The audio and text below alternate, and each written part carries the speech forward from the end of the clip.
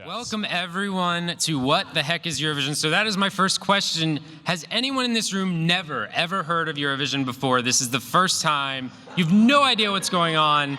Some of you are lying, but some of you are not, and I hope you are excited. You're in for a treat. You're in for a really interesting piece of European culture in the... Yes, that is a good description of what's going to happen. So to kick it here, all yes. off... Introduce ourselves? Oh yeah, introduce, that's good too. I'm Dan, this is Cody, and Mike, who got into this whole thing. Yeah, this is my fault, everyone, And Dan sorry. got me into it.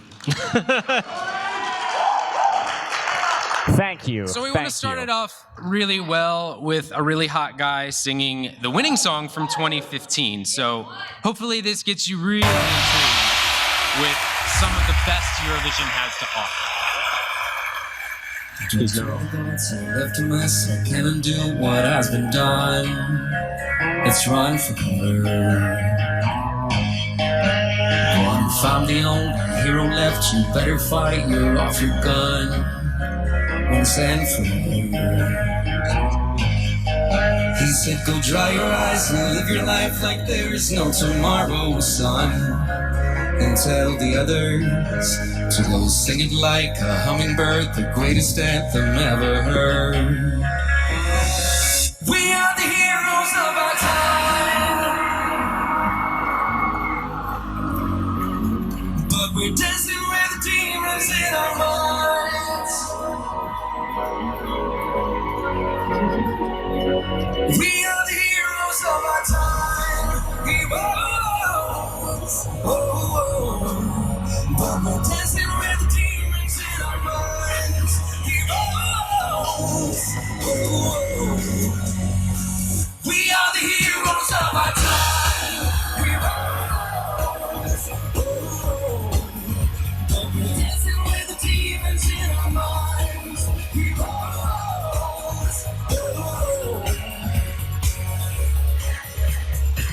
Sing a song for you, don't say a word, don't make a sound. It's life's creation. I'll make one turn into butterflies, wake up and turn this world around in appreciation. You said I never left your side when you were lost, I'll follow right behind. It's your foundation. Now we'll sing it like a hummingbird, the greatest anthem ever heard.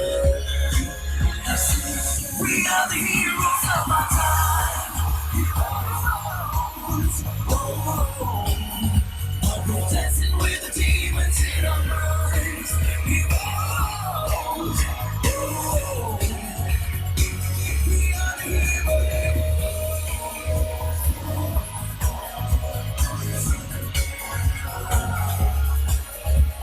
Sing it like a hummingbird, the greatest anthem ever heard. Now sing together. We are the heroes of our time. We're dancing with the demons in our minds. We are the heroes of our time. Heroes. We're dancing with the demons in our minds.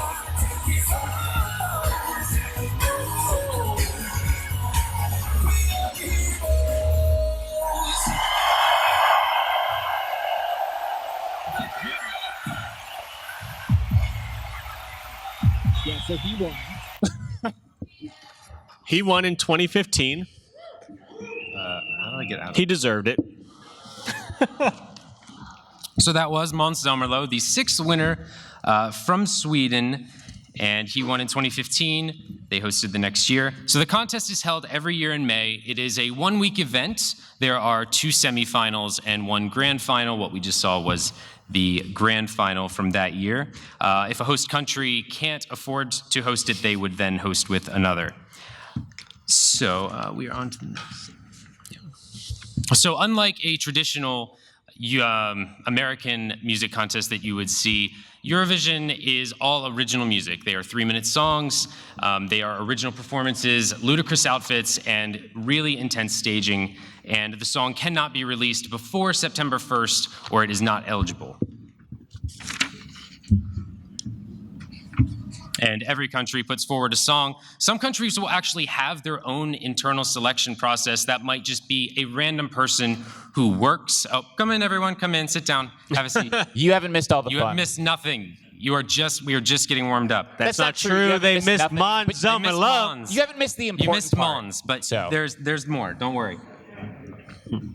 So, as I said, many countries will have an internal selection. They might just pick someone, and they might be terrible or they might be good. Others will have an American Idol or season of events to try and select their act.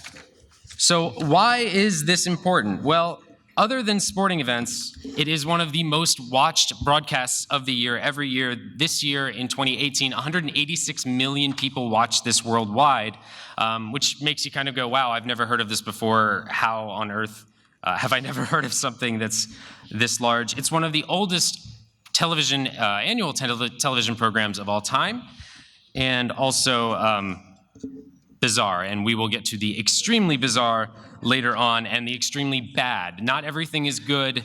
Not everyone is Adele. There are some people bad you could songs. outperform in Eurovision.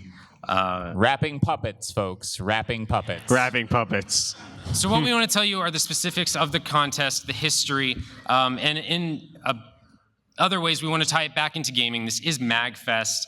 You'd be surprised to know how many artists you might have heard in video games, specifically DDR, or maybe if you play Dance Central or Just Dance, you may have been playing a song and not realize that that is a Eurovision artist, or even a song that had been performed in the competition itself. And the highlights, lowlights, and weird lights. So genres, what we're going to see, we've put together another video here. This is really a highlight video reel of the best. It's not full songs. We're gonna, about 20 seconds of each. But we want to show the different genres, and hopefully you get an idea that there is something for everyone. There's rap, there's everything. There's You'll everything. see. I can't There's really everything. describe it. So everyone is here as Smash Brothers. Everyone is here. Except Waluigi. Oh, savage. He's an assist.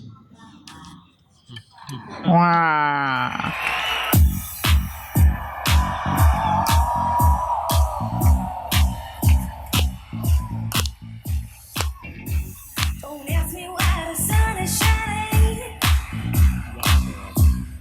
Oh, after the day is done, the evening falls bright.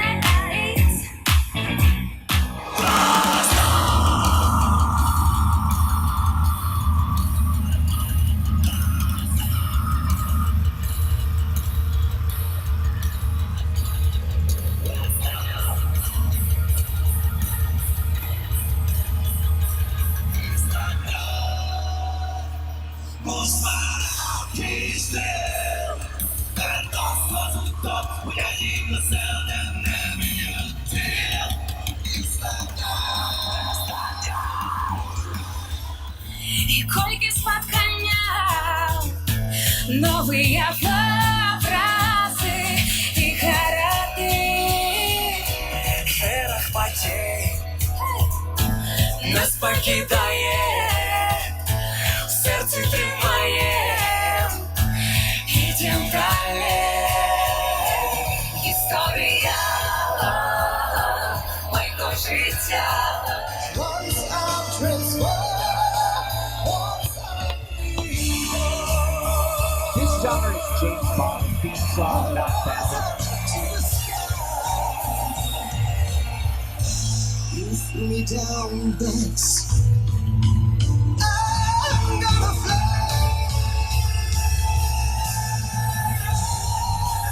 Out of the ocean, sinking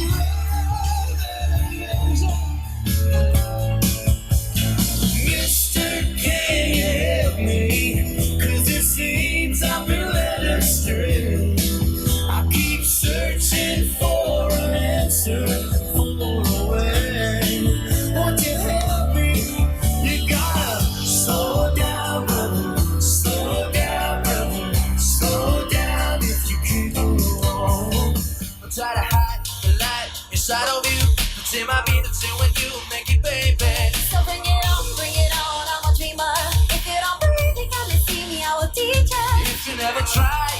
gonna be alive. You are gonna miss out on this ride.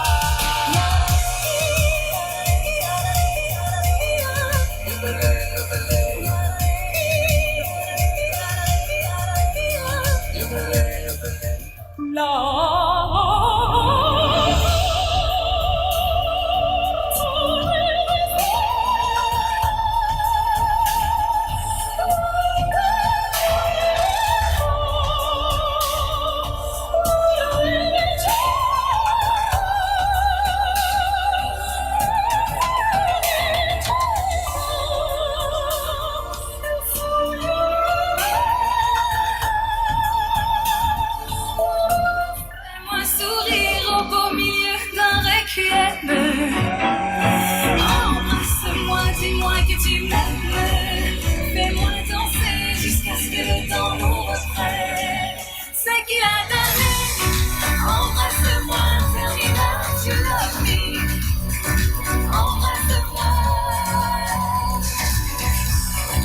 Embrasse-moi, tell me that you love me. Secret, won't you keep it now? Thinking of making a showdown while love is found. Thinking of waiting till you're around. Wanna be keep up, 'cause you're still somewhere out there. Nothing to know what's gonna keep us apart.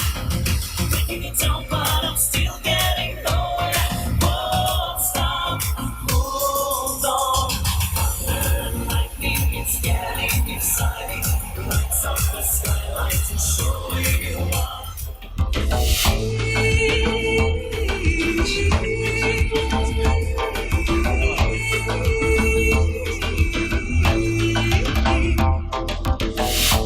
Over tips, over heels, she casts her rings on our fields. Love is one.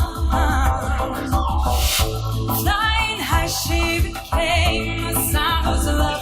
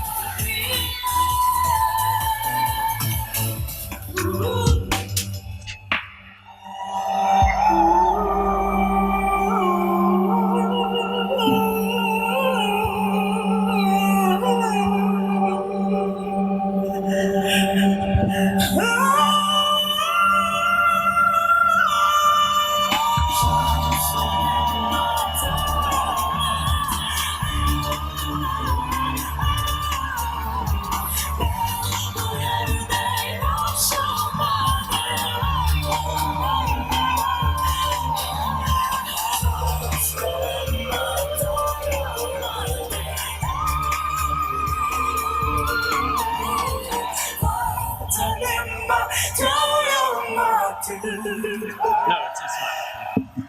Yeah, first escape. No. Already seen it. Who uses opera? No, wait. wrong. We need this one.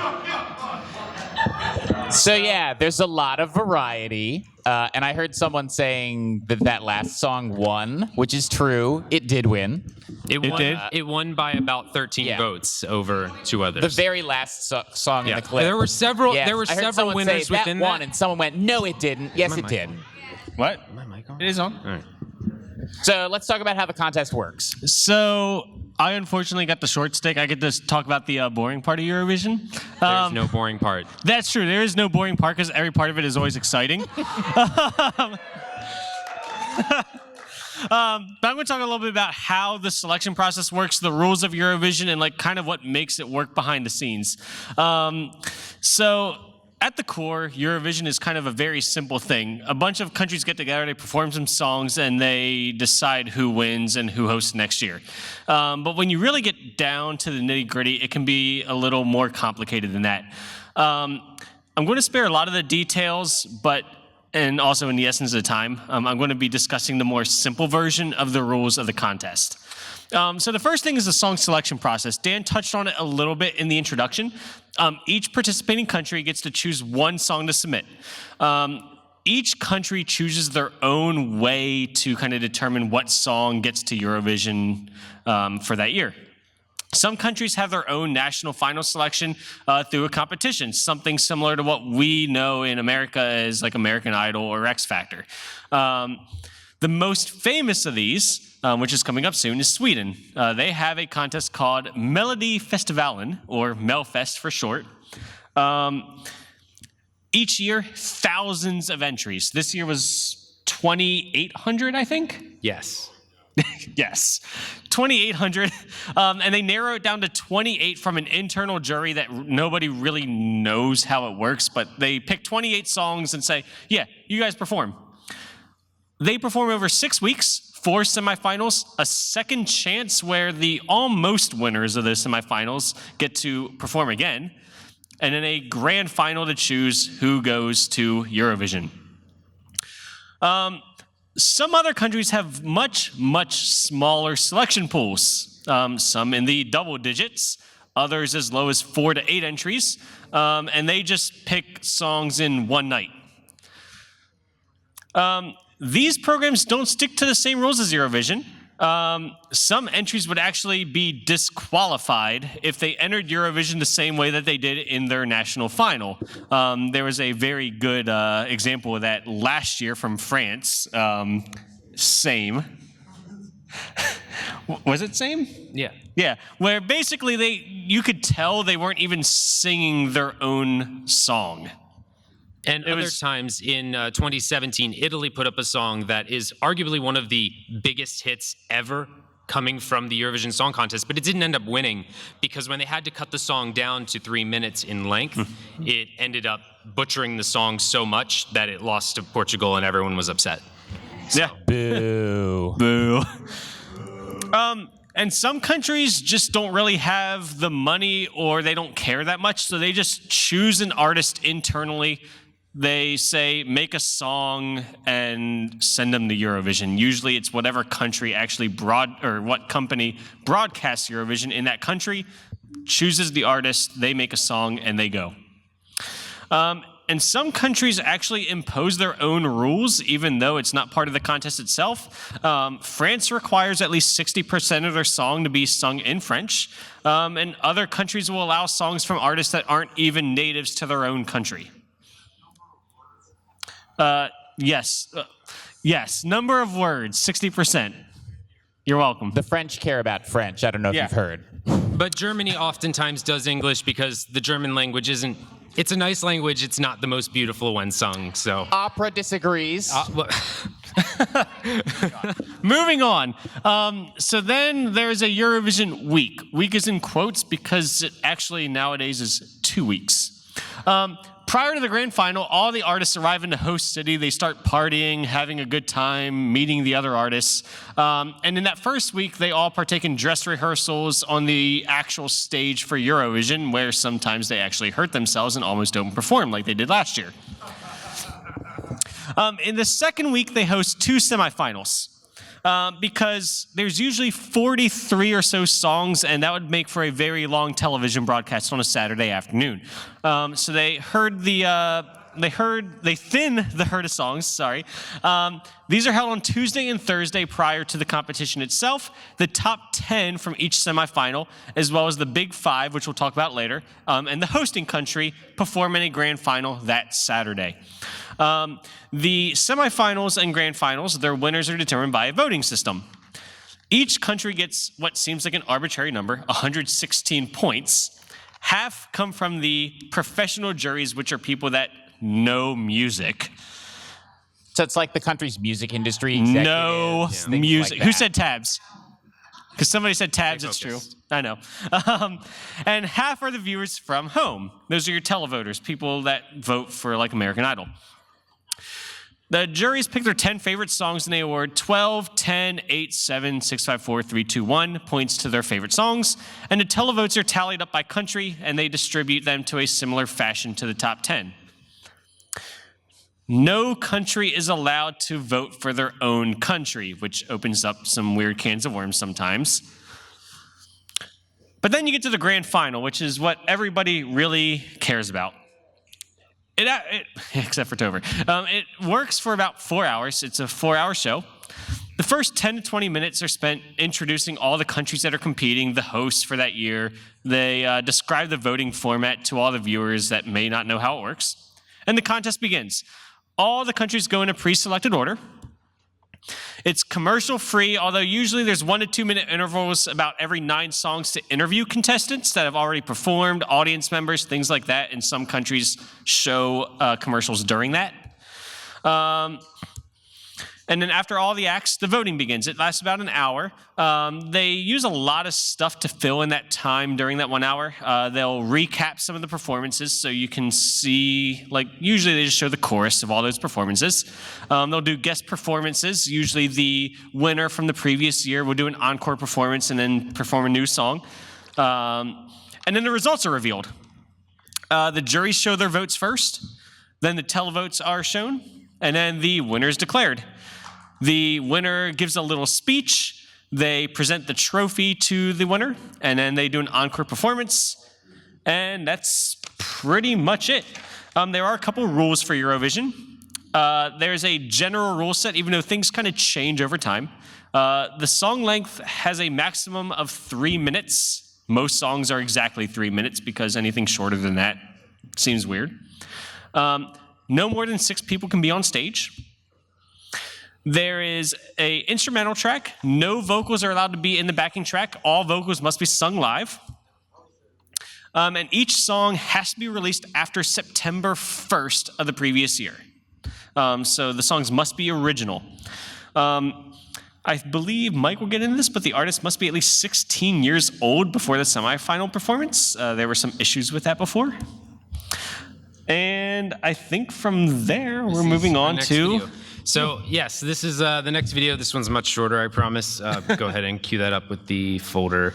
But this is why... So this is some of the gaming that is seen in the Eurovision Song Contest, as well as other artists. I even did my hair for you. I bought you and do it like you when I went to the other day.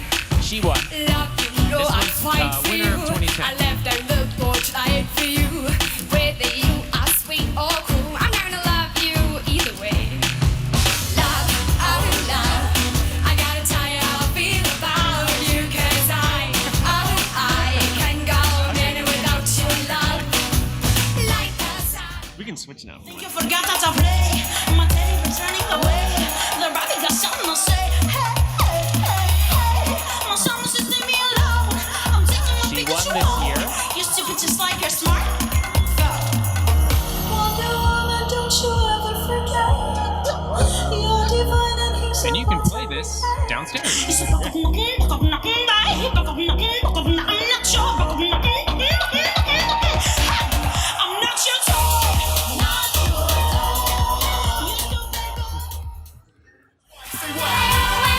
They're always giving advice. They're going rat-a-tat-tat with the chat, yeah. Swirling on the past from back when I was young. Thinking of my school days and trying to write this song. Classroom schemes and dreams, man, they couldn't save me. Something that'll make you shout, make you pray to the crowd, and make you want to down. Today's getting round. I'll give you up, take you on, go pound for pound. 'Cause I'm the only man who'll please ya.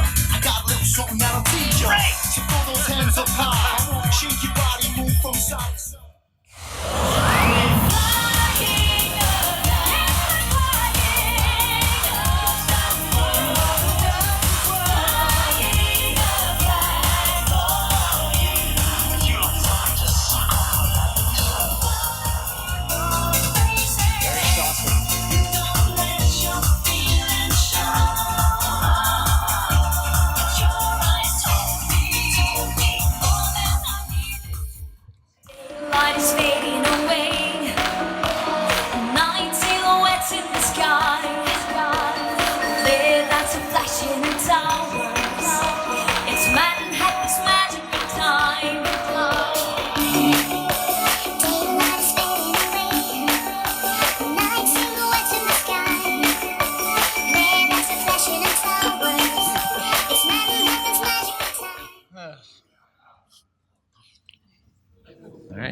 you now. So yeah, there's some weird, surprising connections to stuff you might have heard about before. Like, for example, one of Bayonetta's weapons is named after a 1967 Luxembourg song from this contest. So I get the history and evolution part, since I'm the academic. Yeah, I know. It's fancy. Woo, I got to do all the research. Woo. Yes, nerd. That is right. Thank you. I did. Thank you, sir. So this contest has its origins in, does anybody know why they do this? That's right. It happened after World War II so that we wouldn't have World War III, right? So if you know about the post-war, mid-century period, right? This is when Europe started to set up a lot of institutions for like cultural exchange and peacekeeping. It's where the EU comes from. And they also decided that they would have a song contest to promote love and peace on the continent. So this has been going on since 1956, which means that this year will be the 63rd annual contest. And only 7 nations participated the first time. Here they are on our little map here, right? So you've got France. Yeah, well, at the time, in 1956, that was still France. So as you can see, this has been going on a long time, right? And now, there are a lot more countries participating. You might notice that Australia seems to have invaded Europe. And you might also have noted before that Israel won the contest this year. And you might be thinking, how are these countries in Europe, the European Song Contest? And the answer is that to participate, you don't have to be geographically in Europe. You have to be part of this European Broadcasting Union that they created and be a dues-paying member. And that's been extended to lots of countries. Australia is kind of a special case because they're such big fans. They let them be there as a guest for the 60th anniversary. And then everybody had a good time and they did really well. So everyone keeps inviting them as a guest. So they're just part of Europe now for no reason. And so as you can see, it's expanded crazily, and this is why rules have had to change to give you those semifinals, or else you would be there for like 8 hours and we'd all kill ourselves. So there are lots of famous groups that have been part of this. The most famous is, of course, ABBA. And we move now across into Sweden. This will also illustrate a little bit of how the contest has changed over time. Full of mountains, lakes, and forests, and of course it's full of blonde Vikings. And although what this is we're one of the witnessing right reasons now why is it's a good for postcard, pictures. and those These are the come before ABBA every group. song where they introduce Born, the song and the artist and just Frida, a little bit about the background of that particular. Anna, who's just beside her, the long blonde hair, and Benny. If you can work that out, that's why they're called ABBA, because in fact it's Benny born Annie Fried. Look at those and blonde Anna. locks. Oh! They made their first record in 1972, and if all the judges were men, which they're not, I'm sure this group would get a lot of votes. You'll see why in a minute. Their song is called, and it's Napoleon. There are some differences. Napoleon, no wonder their song is called Waterloo. This is Sven Olaf Waldorf, who's really entered into the spirit of it all, dressed as Napoleon. Waiting for Waterloo by ABBA for Sweden. Watch this one. I'm so excited. Yeah. Mama, at Waterloo, Napoleon did surrender. Oh yeah, and I have met my destiny in quite a similar way. The history book on the shelf is always repeating itself. Waterloo, I was defeated, you on the wall. Waterloo, promise to love me forever. You know the song. Go look it up. You know this one already. Come on. You know it. So you may have noticed there were some real differences from the rules Cody outlined earlier, amongst which there was a live orchestra. You're not allowed to do that anymore. At the time, it was required. But now you have to use a backing track. They are still all singing live, though. So pretty much the only thing that's been constant the whole time is that you must sing live, which, as you might expect, means that some people suck. But at the same time, the video we saw earlier where the guy is climbing on the ice thing in midair. Yeah. I mean, he's singing that entire time. Which is It's really impressive. And also, the sets have changed a lot, obviously, right? So text made things possible that weren't possible before. But so the rules have changed a lot. The general idea stayed exactly the same, right? So things you used to have to do, you had to have a live band or orchestra. The conductor would be different, so they would bring their own conductor. That's why he ran out dressed as Napoleon. He's part of the performance. You used to actually have to perform a song in your national language. So like the Swedes had to sing in Swedish, et cetera, et cetera. Obviously that had changed by this point. That's kind of part of how it was easy for them to win. Most people sing in English because more people understand English, and so it makes it easier for you to get votes. You don't have to, though. Sometimes people have entered songs in nonsense languages that they made up. We don't have an example of that, but look it up. It's crazy. The last 3 winners have at least had a few words that were not in English. Yes, so you that is can true. still win with non-English. And you used to have like a national selection to determine, your entry, but that's changed too. There are lots of other famous people who over the years have represented a country for some crazy reason or another. So you might notice they're going top to bottom. That is Olivia Newton-John. Who is, of course, Australian, but Australia wasn't in the contest at that time. The middle there is Cascada, who has had some popular songs here. Yeah, someone's like, yeah, Cascada, woo! Yeah, they represented Germany a couple years ago. That's Tattoo, who, yeah, that one you know, right? This was the year before they got that big song that we all know. That's Enrique Iglesias' dad, Julio Iglesias. Yeah. If you know your 90s dance music and you know the song, ooh, ah, just a little bit, ooh, ah, a little bit more. Yeah, that's them in the middle there. That was actually a Eurovision song. So there are some other songs, too, that you might know that have become popular afterwards. If you really know your old music and you know Volare, as made popular by Dean Martin, that, too, was an original Eurovision song. And then last but not least, probably the most famous person ever to grace the Eurovision stage, Miss Celine Dion. Yes, performing for Switzerland. Because you don't need to live there, you don't need to be a citizen, you can hire whoever you want to represent your country. So 1 year before she was really famous, Switzerland decided that Celine Dion should represent them. And spoilers, she won. Yes, she won. So, yeah, she's from Canada, but not that year. Cha-ching. Yep. It's also the case that sometimes the interval act, the act that's shown while everyone's calibrating the votes and stuff, has been a famous person. Riverdance started as part of Eurovision. And then a couple years ago, Justin Timberlake, for some reason, was hired to be the act while you were counting all the votes. I don't know why he agreed to do that, but he did, and it was pretty cool. It was the first time ever Can't Stop This Feelin' was performed live, was at the Eurovision Song Contest 2016. Famous things happen at Eurovision.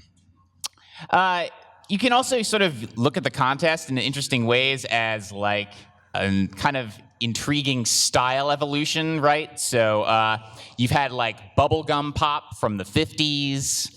There have been flat-out disco songs. In the 90s, it was really dominated by, like, Euro dance songs, unsurprisingly. Yes. That's where all the DDR crossover comes from. New wave songs. So it's sort of like a history of music if you watch the contest as it evolves over time. And that's kind of interesting. And people do try really crazy out-of-the-box ideas that are not necessarily successful, which we will show you some clips of. But you can see the history of popular culture in the world, or in the West anyway, through fashion, through music, and that makes it kind of an interesting historical artifact, this bizarre contest that shouldn't exist but does. That's a good way to put it. And last but not least, a couple things about how things have changed over time. There's now a Big Five where, you kind of pay to win, right? The countries that bankroll the contest, these 5 automatically go through to the finals. It costs 25 million euros to run this contest every year. It is not cheap. Yeah, that's a good question. What will happen with Brexit and who knows? Who knows? But so they kind of get preferential treatment. That pisses some countries off. There are some countries that don't participate anymore because they're mad about this. And this is supposed to be, as I said at the beginning of this part, a non-political, let's all love each other kind of event. And yet every year crazy crap happens. Like, someone was accused of plagiarizing from the White Stripes. Plagiarism scandals are very common during the Eurovision contest. It is supposed to be utterly non-political, and yet every year political shenanigans happen. The woman in the wheelchair you see there was Russia's entry 2 years ago, and she was forbidden from going to Ukraine where the contest was being held through kind of, chicanery at the border. And so Russia just couldn't play that year because Ukraine wouldn't let them in because they were mad because they'd been invaded. And then last but not least, as another example, people have controversy over like points and cheating over points and like fake votes and people rigging the votes. Like, why would you rig votes? Who cares about this? But crazy stuff like that happens all the time. And the last thing I'll say is that the songs are supposed to be non-political too, but they kind of are political anyway sometimes. So the powerful ballad that ended our first really long clip was sort of about Ukrainian genocide a long time ago, which some people were like, oh my God, you can't sing about that in this contest. Well, she did it anyway. So it's a crazy thing that covers all elements of our culture in weird ways. So now let's show you the crazy stuff. Yes. Crazy stuff. Crazy stuff. Some countries take the contest very seriously. Some do not. And some try to win in ways that are questionable. But very interesting. The mid 2000s were very troll. Some countries were did wild. not care. You always get a couple of what the fuck was that entries though. So Can we say that? Here are some. I can. I just did. So here are some. All the kids are. And just that. Just do it for your lover. Just do it for your lover. Just do it for your lover. Live singing. You don't get a second chance.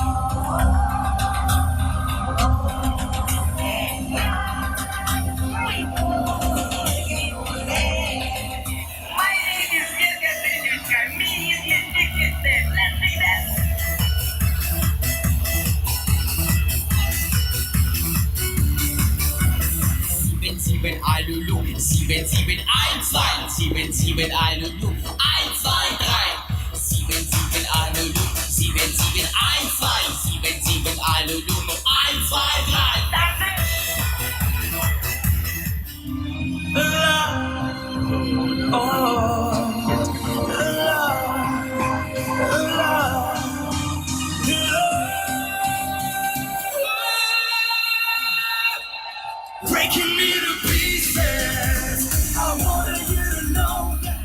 Sir Flatley, he's a Yank. Oh, the Danube goes through France. Lock folk, shop folk, 6 or 12 today. And you're all invited to Dublin, Ireland. Have a party to Shamrock Way. Ireland, they do squat. Ireland, they do squat. I promise rapping puppets. They're rapping puppets. Ireland, they do squat. Longing to be saved. This makes me sensation that I've got another hope to be. I'm stuck in daydreams, surrounded by oranges, deep into high extremes. It makes my life complete. Like a bounty, the sky, very high, so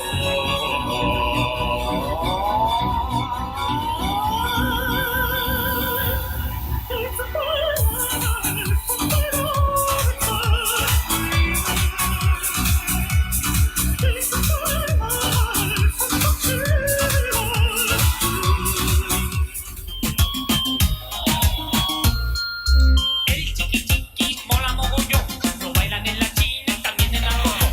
Dale chiqui chiqui,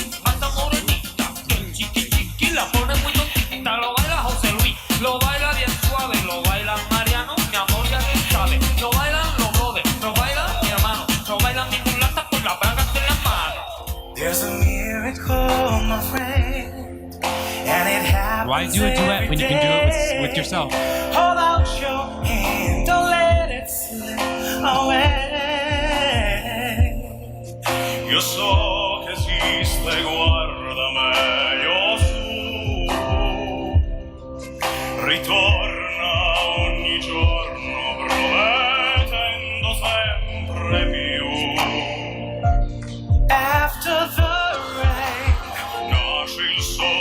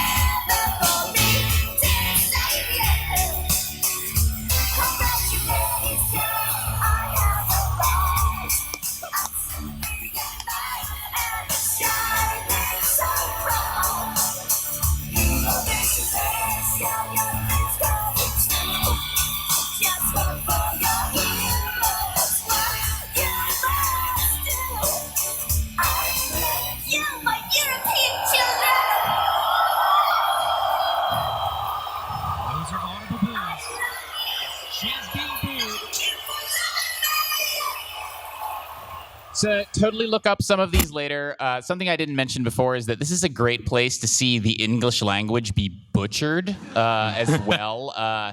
It was a little hard to hear her there, but she takes a phone call from God and says, "What's up, God?" So yeah, it's crazy. Also, the Azerbaijan song where she was drawing over the thorn. It should have been torn, but it didn't. I guess somewhere the translation got messed up, and she says thorn jeans. Yeah, she sends the whole song your singing about her jeans, thorn not your torn jeans. jeans. And those are mild ones. Yeah, it gets worse. So do it for the memes. Epic Sax Guy. You may remember this meme. This is a Eurovision meme. So the band did perform in 2010, didn't go quite their way. They finished in the bottom, but they did come back in 2017 with a respectable third place finish with the song Hey Mama. It's super fun. You will love it. And yes, there's a saxophone. And yes, he does the dance again, and it's amazing. So definitely something to look up. So how do I watch it? So we've told you about it, and now you want to know how it's been watched. Well, it hasn't actually been broadcast in the United States officially until a few years ago when it was broadcast on the Logo Network. However, there are other ways to get around this, a VPN being the easiest one, and then you can watch it from anywhere. Every country has their own crew, their own broadcasters, the UK having the best broadcaster, Graham Norton. So watching along with him commentating is a lot more fun than some of the others, but the option is completely up to you. You do not actually need a VPN to do this. You can watch it from their website now, basically anywhere, but you won't have any commentary or anything, and the commentary really makes it when someone sings about their phone call from God. So you want the commentary. And this next tip this is just a general tip about web browsers, is the Opera web browser has a built-in VPN that allows you to go and watch geo-blocked material. For example, this performance here by Albania in 2018 would be blocked if you tried to YouTube search it right now, but with the Opera browser, I can watch it for free, it costs me nothing. Super nice feature, so if you ever find geo-blocked material on YouTube or know of it, Opera browser, highly recommend. So for all of you shaming him for using Opera, there was an educational purpose for this presentation. And it's a fun event. It happens in the mid-afternoon on a Saturday. If you're like me, you have a big party. Everyone picks a country. Last year I made pasticcio for Greece. Greece didn't make the final, so I was super sad. But everyone brings their own food and I made have the a good dish time, that have a answers the drink. question, what if tzatziki sauce was a soup? But you can celebrate it any which way, and it's a one-night event. It's not like American Idol. One night. Or if you're like me, you follow the subreddit. Join the subreddit. I'm there all the time posting about nothing. Don't join the subreddit. Do we want to do questions before the... No, go ahead. You want to do the how to win? Yeah. So we'll do questions, but we did this before, and people asked, well, how do you win? How do you win Eurovision? the Eurovision? There are lots of ways to win, but helpfully, Here's your one country formula. decided to summarize it in song for you how to win.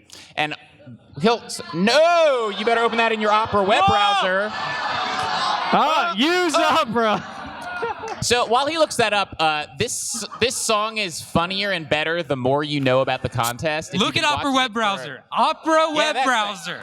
So, Right here. If you've been watching this contest for a while, you'll notice some of these things. If you've walked into this room cold, I just want to point out that pretty much everything that happens visually in this is something that a country has actually done, including the erotic butter churning. So...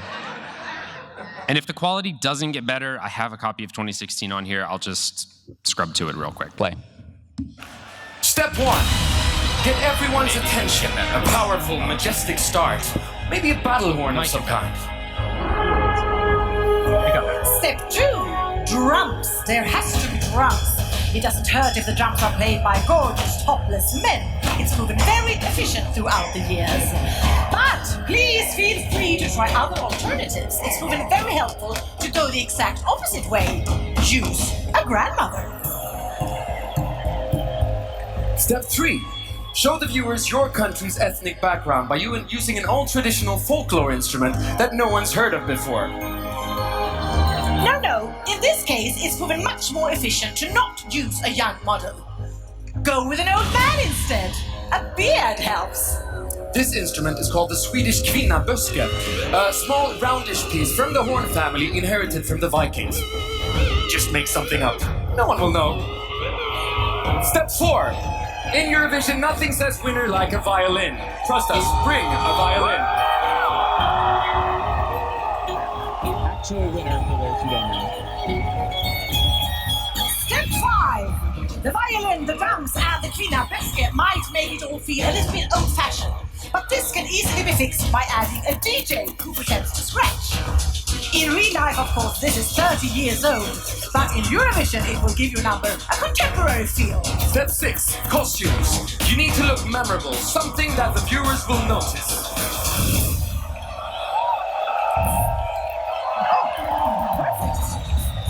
Step 7.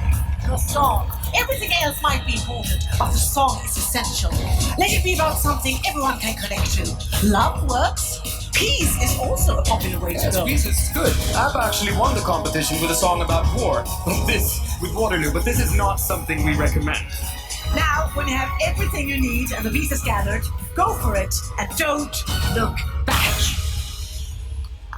Let the song begin with passion, let the wind begin to blow. You can break the rules of fashion and your chance to win shall grow. Look into the TV camera so the audience can see that you're lovable, not desperate, smile and they will vote for me. Fill the stage with light as dancers will join us. The expectations grow. It's time for the chorus. Love, love, peace, peace. For women making bread, peace, peace, love, love. And a man in a hamster wheel. Love, peace, peace, love. Make it unforgettable. You will be the best. And bring back your Eurovision Song Contest. Now we'll go down a notch. Our hands will touch, pretending we're in love. It's you and me, and when we change the key, we'll give the world a show. It begins to snow. love, love, peace, peace, and a burning fake piano, peace, peace, love, love, the Russian bells carries love, peace, peace, love. Will be incredible. You will be the best.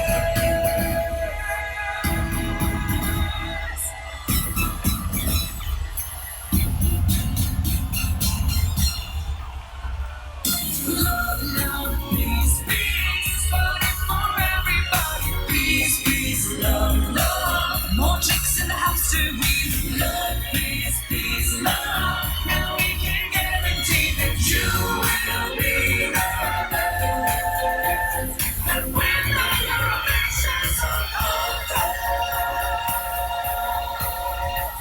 And when the Eurovision Song Contest.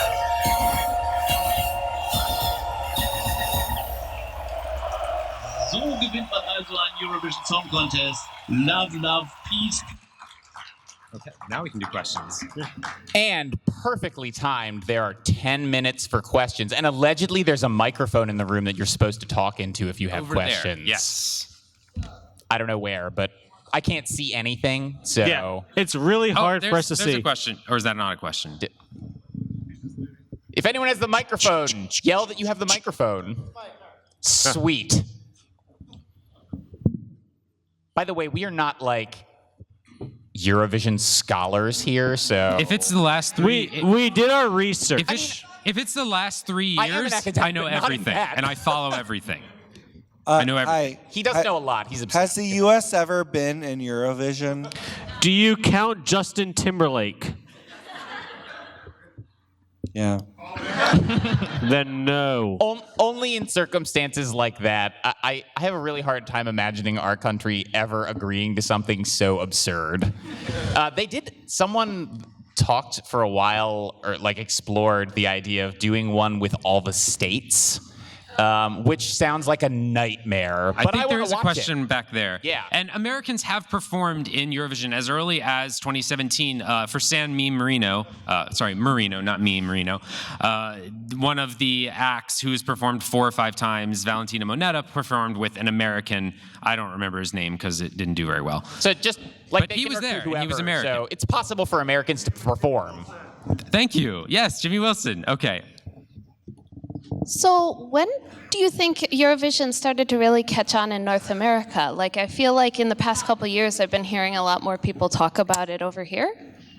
That's a good question. So Netta, actually, you may have seen Netta's Toy. A lot of you did react that way. She performed on, I think, the Today Show or one of those morning Good Morning shows. America. Her song has actually charted. Okay, I know it's like Billboard's dance chart, but it has charted on the chart, which is a step forward, considering many other songs haven't done as well. When it catches on, maybe we just need that big like killer bop that goes global, like a Gangnam Style or something like that, and then maybe that drives it. I thought Italy 2017 was going to be that, but I guess. And if I can chime Occidentalis in, Karma couldn't quite do it. As for it catching on in the U.S., it really comes down to word of mouth. Like Mike introduced it to Dan, Dan introduced it to me, and between the 3 of us, we've introduced it to. The whole first 2 rows, 3 and 4 rows. Yeah, there's a lot of you in here that have learned of it just from the 3 of us. Because you've heard of it before, right? So that's hard for me to answer in some ways because I've known about it like my whole life because I have close friends in the UK. But I feel like within the past decade is when I started meeting other people who'd already heard about it before. And I think part of that is that the internet and globalization have made it easier to share this kind of stuff, and that you can watch it now, right? So like I've been watching it for about a decade, even though I knew about it beforehand, because you could, and you couldn't do it before that. So I think the internet is making it possible. And ironically, I had written step charts to songs that had performed in Eurovision long before I ever knew it was even a program. While Those People was a 2008 or 9 song. I have a step chart to it on Stepmania, but had no idea it was ever a contest until he showed up. We have a question up here. I think a question back there and here. My question is, do you know if the 3-minute limit was always a thing? No, actually, the 3-minute limit was introduced because, was it Italy? Yes, Italy did a song that was it like was 6.5 minutes long. After that, they said 3 minutes. We're not going to do that. 6.5 minutes is not long. It's not, but imagine it is, 26 countries performing songs. Personally, I feel like I could never get behind this just because 3-minute limit to me is such a stagger of creativity. It certainly is. I agree with you. I wish they had a buffer more on the songs. But I know there was another song that I think it was mostly acoustic, and it was like 1:45 or 2 minutes or something. And a lot of songs that, not all, but a lot of the songs that get into Eurovision, if you go on like Spotify or other sources, there are like slightly longer versions available. They just cut them down for Eurovision. That's not always the case, but a lot of some of the songs usually have a slightly longer version available. Or in the case of that country song we saw earlier by Dewey Bob, Slow Down, the song was only 2 minutes and 40 seconds, so he just takes a 10-second pause and just stands there during the performance and looks pretty, and then it continues, and that's the song. So I guess they kind of improvised that part. Next question. Yeah. I guess I had more of a comment because I found out about Eurovision because I was in the Italia fandom, which is dead. But that's how I found out about it, and that's how I think a lot of my friends and crazy fangirls found out about it too. We got more. Very I think there was one. question. Yeah, was there one way back there? Maybe not. We got a couple more. Bo. What's your personal favorite song, each of you? Ooh. Oh, Of God. all time? That's really Of all time. Past 5 years. I think it's my shirt. I think it would That's be hard the too. Russian Thunder and Lightning. Sergei okay. Lazarov's. So I don't know if this is my favorite, but I think it's fun and it's weird. There was like in the 70s this German group that sang this song in English that's all about Genghis Khan. So it's a really That's a good one. It's a really like poppy bop song about somebody raping and pillaging their way across all of Asia and Europe. Pretty surreal. Check it out. I didn't really come prepared to answer that question, but I just thought right now, and I really, really enjoy Hungary's song from last year, Viszlát nyár. So that's a favorite of mine. Speaking of Hungary, I didn't know that live bands couldn't actually perform in Eurovision. When did that start, and why do they not allow live bands to perform in? They are mimicking. None of them are actually performing. But why? Why not? No idea why. Probably to make the show better, because like in recent years they've taken some steps to make the show like a more cohesive, better piece of entertainment. So like one example of rule changes we didn't discuss was they used to assign the numbers like totally randomly out of a hat. And so you'd wind up with weird things where there'd be like 5 really fun pop songs and then 5 really long dirge ballads, and everyone would go to sleep. And so now they deliberately try to alternate and make it like exciting program of songs that have like a good flow to them. And my bet is that they thought it would be better. And show stability. Yeah. There's less that can go wrong if you have that. There have been a lot of times where artists have been able to perform again after the show ended, whether it be a stage invader or a technical difficulty. So taking out that element of having all of the instruments plus the vocals, I think they just decided to go with Yeah. the live Plus, a lot of them don't play their own instruments anyway. So they just find the prettiest people in the Most streets of and say, them "Hey, aren't can you just bands, like they're just singers." slam on this piano for 3 minutes and we're good?" Yeah. That's a good question. I don't know. Oh, one more all the way in front here. And well timed because it's 12:29. Perfect.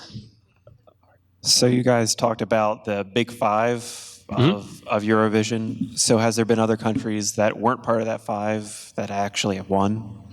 Oh, absolutely. Yeah. No, like actually, a huge number of countries have won. Sweden's won the most. I was going to say, times, historically, I think. the Big Five doesn't Ireland do still has great. Won the most times. Because part of that is really a lot of the songs that aren't part of the Big Five have to get their way into Eurovision by proving themselves through So the they have to be better. semifinals. The Big Five automatically get in. So if you really think about it, like, what's their motivation?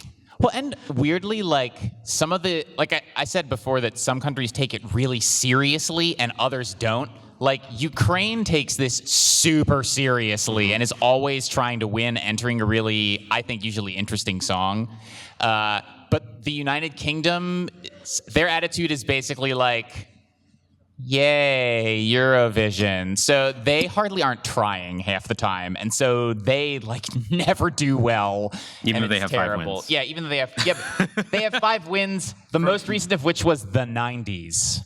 And that was actually Katrina and the Waves, the artist of I'm Walking on Sunshine, won that one. So yeah, other countries win all the time. Sweden wins a lot. Ireland has won a whole bunch of times. So yeah. And I think all of the Big Five have won at least once, though. At least once.